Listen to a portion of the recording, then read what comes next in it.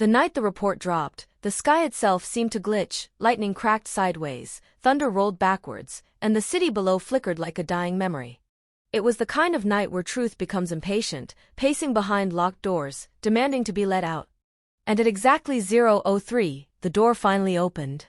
The forensic results of Yu Menglong, the report the world thought would explain, resolve, and finally put the whispers to sleep, had just been released. But instead of closure, it brought chaos. Instead of answers, it brought more shadows. Instead of certainty, it contradicted every single thing fans had believed. And like the stories before it, this one arrived with echoes, rhyming with mysteries that refused to stay buried, matching the cadence of secrets fans thought they had decoded months ago. This story, like the last, slipped into place like a missing stanza in an unfinished poem. People gathered outside the forensic building long before dawn, holding phones, candles, signs, and screenshots of timelines they had built themselves. They came prepared for confirmation, for peace, for the comfort of finality. But what they received was the opposite. An explosion of contradictions. The report began with a detail that made the crowd gasp in synchronized disbelief. Yu Menglong's time of death did not align with the official statement. What fans believed. He passed at 1942. What the forensic report revealed. He was still alive at 2016. A 34-minute gap suddenly appeared, like a hidden verse in a song that had been radio-edited out. A gap no one had noticed. A gap no one had been allowed to see. A gap that changed everything. And the crowd felt it, an electric shock racing through every theory ever whispered, weaving itself back into the old stories, rhyming with the strange silence in the security footage, the missing seconds everyone had questioned but could never explain. Inside the report, something even stranger lurked. A small, red notation. Inconclusive external trauma index. Fans froze at the phrase. It was not just unusual, this phrasing wasn't standard in forensic terminology. Investigators rarely used it. And when they did, it meant only one thing. The body displayed marks that did not match the documented events. A bruise that shouldn't exist.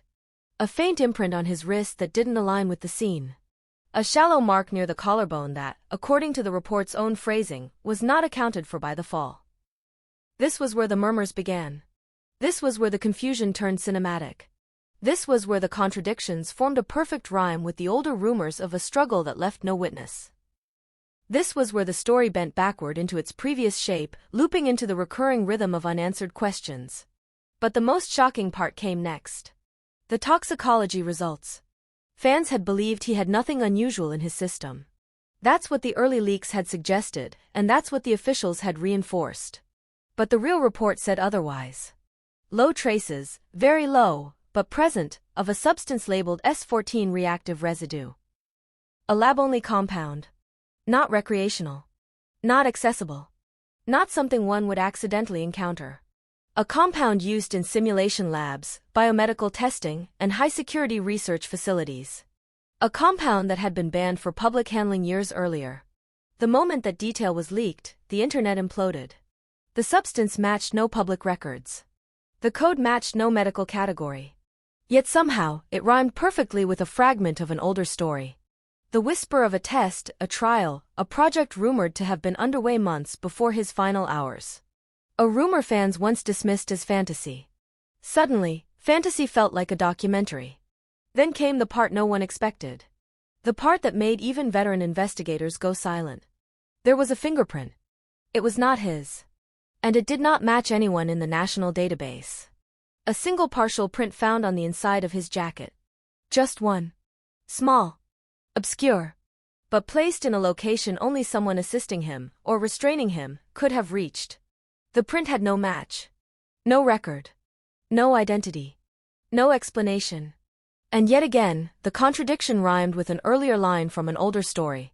The urban myth of a stranger seen only in reflections, in passing glass, in the far corner of behind-the-scenes photos. A tiny figure fans had once slowed videos down to analyze. Now that myth had fingerprints. The next contradiction was even more surreal. His final text message was not sent at the time everyone assumed. Fans believed he sent it around 1920. Screenshots everywhere had confirmed it. But the forensic digital extraction revealed. The message had been typed at 2012. But not sent from his device. It was transmitted through a signal relay, activating his phone's ID without him physically touching it. A remote dispatch. A ghosted message. A digital impersonation. Every theory about that final text suddenly felt too small. Every timeline cracked open like fragile glass. Every old clue shifted, rearranged, aligning with this new rhythm of deception. Then came the detail that made reporters drop their pens. His blood temperature readings contradicted the cooling curve. According to the body's natural progression, the temperature should have followed a predictable decline. But his readings dipped, then rose slightly, then dipped again. As if someone had moved him. As if the environment had changed. As if his final moments did not happen in one place, but in two. A revelation that echoed the earlier suspicion of the silent relocation, a rumor fans once dismissed, now returning to rhyme with the present. Suddenly, the report began to feel less like a document. And more like a coded confession. Every contradiction mirrored an earlier mystery. Every anomaly rhymed with a past inconsistency. Every new detail connected like puzzle pieces from different boxes forming a single, impossible picture. The patterns were undeniable. The poetry of the truth was beginning to show. But the final part. The part that made people cry, tremble, scream, freeze. Came at the bottom of the report. A single line. A line that felt handwritten by fate itself. Subject exhibited defensive reflex signs at 2010. Defensive. Reflex. Signs. At 2010. But according to every official source. He wasn't supposed to be conscious after 1942. He wasn't supposed to be awake. He wasn't supposed to be able to move. He wasn't supposed to fight. And yet, he did. Forensics concluded he responded to something at 20:10. Someone. Some moment. Some event not captured on any camera. Some presence that left no trace except that impossible fingerprint and the impossible bruise.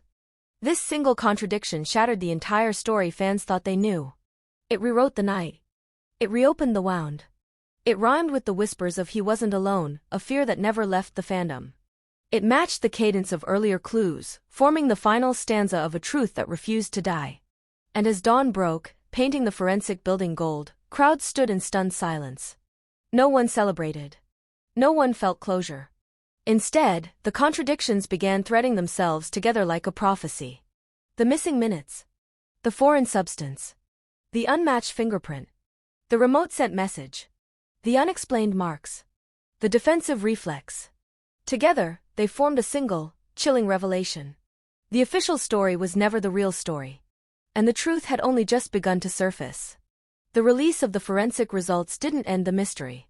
It ignited it. It amplified it. It rhymed with everything the universe had been hinting at from the very start. And now, a new chapter was forming in the shadows. A chapter where nothing is accidental. Nothing is random. Nothing is as it seems. And the world, once again, couldn't look away. The moment the forensic report hit the public servers, the city didn't just react. It stuttered. Like reality itself had misfired. Streetlights dimmed for half a second. Traffic cams froze mid-frame. And every phone in the crowd vibrated in eerie unison. As if the truth had pulsed through the network like an electric shock. And yet, no one understood the full weight of what they were witnessing. Not yet. Not until the first contradiction grew fangs. Not until the time of death conflict cracked open like a vault. Not until fans realized that the 34 minutes missing from Yu Menglong's official timeline weren't simply overlooked. They were impossible to overlook. When the clock discrepancy hit social media, panic spread like wildfire. A woman in the crowd, her hands shaking, replayed the hospital CCTV for the 100th time. There he was. Still, silent, unmoving. At 1946. A timestamp that had once brought her comfort now filled her with dread. Because the new forensic report said he was alive at 2016. Then who recorded this? She whispered, voice cracking into the night. She wasn't alone. Hundreds zoomed in on the screen, searching for something. Anything. That could explain the impossible. A glitch. A reflection. A shadow. But instead, they found something worse. A faint outline, behind the curtain. A silhouette that stood still for 10 minutes. Without shifting even once. A silhouette too still to be human. A silhouette no one remembered seeing before. A silhouette that made the contradictions feel less like mistakes. And more like warnings. And then came the contradiction inside the contradiction. The bruise. A tiny, circular mark on Yu Menglong's wrist. Almost invisible under normal lighting, but glowing faintly under the forensic UV sweep. The report labeled it non-correspondent impact. But fans recognized it instantly. Because this mark had appeared once before. Not on his body. Not in any medical file. But in a behind-the-scenes photo from a drama shoot 2 months prior. A photo fans had dissected endlessly for symbolism. Never realizing the truth hiding in plain sight. In the picture, he was laughing with the crew, holding a cup of tea, sleeves slightly rolled back. And on his wrist, faint but present, was a similar circular mark. 2 identical marks. 2 months apart. 2 scenes that should never rhyme. But did. Like the universe was leaving breadcrumbs in matching shapes. The crowd outside the building gasped in waves as they compared both images, overlaying them, seeing how perfectly they aligned. What does it mean? Someone cried.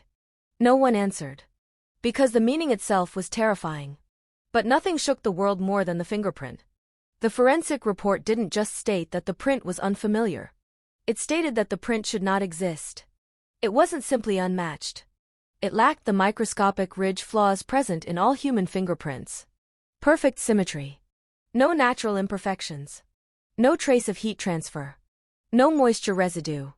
Just a clean, flawless impression. Like something pressed against the fabric without ever having skin. Forensics called it synthetic contact residue.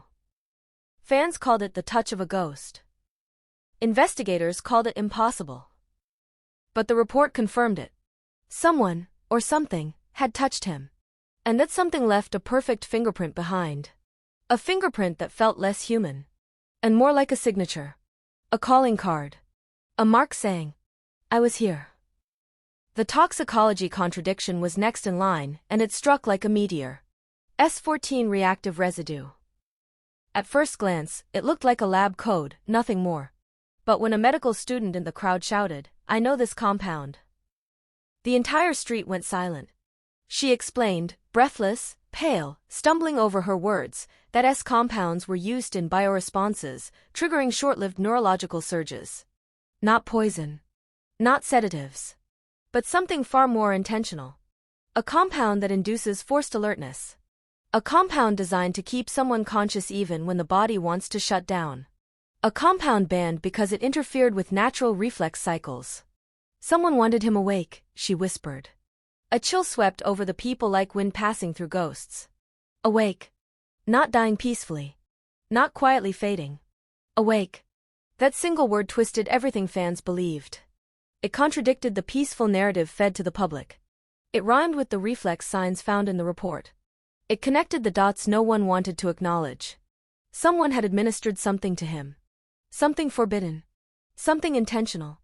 And that intention was now echoing through the report like a warning bell. But the part that deepened the contradiction into a nightmare was the digital extraction of the final text message. Fans gathered around a massive screen where a tech expert displayed the metadata of the message. Typed at 2012. Sent from an external relay. Not physically pressed by a finger. The message wasn't just ghost-sent. It was ghost-timed. A machine had copied his typing rhythm. His spacing. His style. His exact patterns. But not him. Meaning his final words weren't his words at all. Someone, or something, had used his digital identity like a puppet. And that puppet's strings now stretched back into the missing 34 minutes, the impossible fingerprints, the foreign compound, the unexplainable bruises. Everything began weaving into a single, terrifying narrative. Yu Menglong's final moments were orchestrated. Controlled. Engineered. And the forensic report wasn't a document. It was an accidental confession. But the most chilling contradiction was still waiting, tucked like a heartbeat beneath the surface. Subject exhibited defensive reflex signs at 2010. The people outside the building read that line over and over. Defensive reflex. At 2010. But he wasn't supposed to be conscious at that time. He wasn't supposed to move. He wasn't supposed to react. He wasn't supposed to fight back.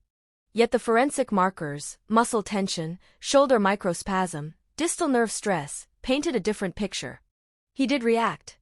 He did fight. He did resist something or someone at 2010. And the world now understood. Those 34 missing minutes weren't a gap. They were a battle. A silent battle the public was never meant to know about. A moment erased from cameras. A moment overwritten by officials. A moment the forensic report accidentally resurrected.